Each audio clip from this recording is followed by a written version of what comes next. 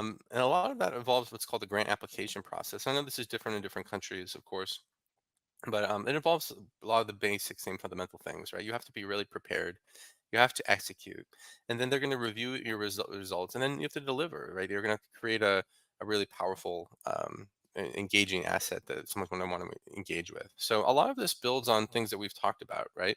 The identifying that research question, uh, spending that time and thinking through what is the value, what is the idea that you're working through.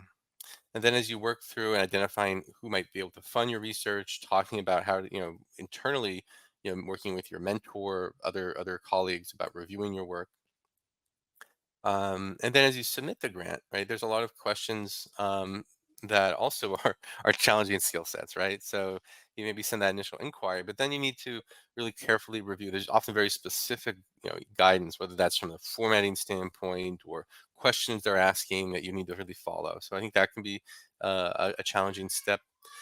And then building on that, um, what are you asking for, right? What's the budget? What's the timeline of things? I think that's something that is very important, but can be challenging. You might not know, as you may need to find out as you kind of go. So, I think that's really important in terms of identifying that. And that, like I said, these are different skill sets than being a good scientist, but a big part of the project.